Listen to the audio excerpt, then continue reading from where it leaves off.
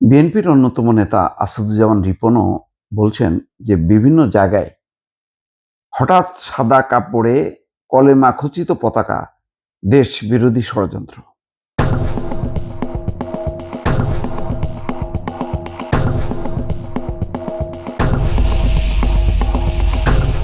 গতকালকে আমি একটা ভিডিও করছিলাম যে এনসিপির একজন নেতাকে, গাজীপুরের নেতা কিন্তু ঢাকায় তাকে গ্রেপ্তার করা হয়েছে এবং তার যেই গেট আপ দেখি বোঝা যাচ্ছে যে এরা সাধারণ কর্মী না, এবং বোঝাই গেল পুলিশ গোপন সূত্রের খবর পেয়ে তাকে গ্রেপ্তার করলো এবং যখন নাকি রিমান্ডে নেওয়া হলো তার হয়তো সপ্তাহখানিক পর তাকে দল থেকে বহিষ্কার করা হলো।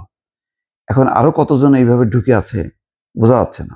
কিন্তু এই যে ঘটনাটা, যে আমি এর আগেও বলেছি যে কেন এমন কি ঘটলো যে সাদা কাপড়ে কলেমা খচিত, সাদা কাপড়ের মধ্যে কালো যেই অক্ষরগুলো সেগুলো হলো কলেমা খচিত সেই পতাকা। এটা কেন?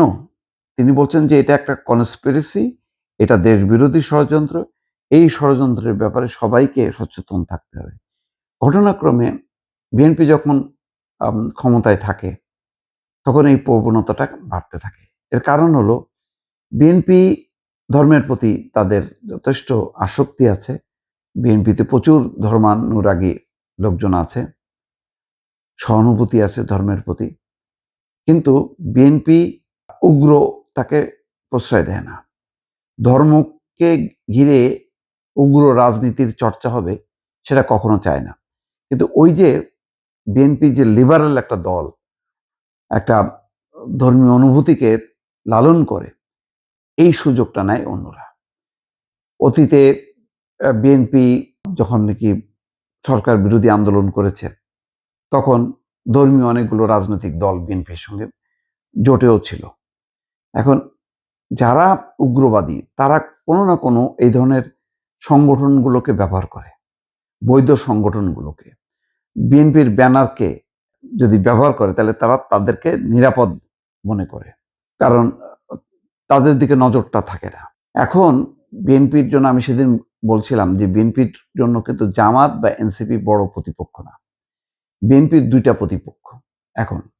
একটা হলো নিজের দলের আভ্যন্তরীণ গ্রুপিং, কোন্দল এবং নানা রকম যে দ্বন্দ্ব বিবাদ, এইটা একটা বড় একটা সংকট। এবং সামনে যে অক্টোবরে যে ইউনিয়ন পরিষদ নির্বাচনে হইতে হইতে এই সংকটটা আরো বাড়বে।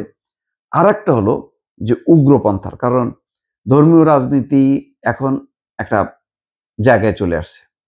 জামাত ইসলাম যেহেতু ধর্মীয় রাজনীতি করে, তারা এখন সংসদে একটা বড় মাত্রায় আছে। আবার তাদের সাথে তরুণদের দল এনসিপিও আছে। এখন যারা এই উগ্রপন্থায় বিশ্বাস করে তাদের জন্য শেল্টার পাওয়াটা কিন্তু একটু সহজ। তারা সরকারি দলে না, বিরোধী দলের ছত্রছায়ায় কিন্তু তারা এখন সংগঠিত হতে পারে ভিন্ন ভিন্ন নামে।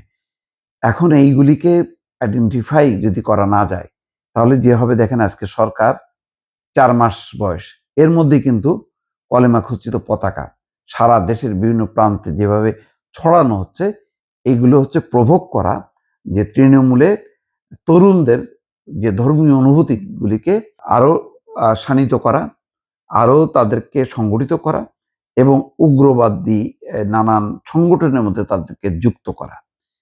এই ধারাটা সামনে আরো প্রবল হওয়ার সম্ভাবনা আছে। সেই শঙ্কার কথাই আসাদুজ্জামান রিপন বলছেন। সরকার এখন এটাকে কত দৃঢ়তার সাথে এবং দক্ষতার সাথে এগুলি মোকাবেলা করতে পারবে সেটা এখন দেখার বিষয়।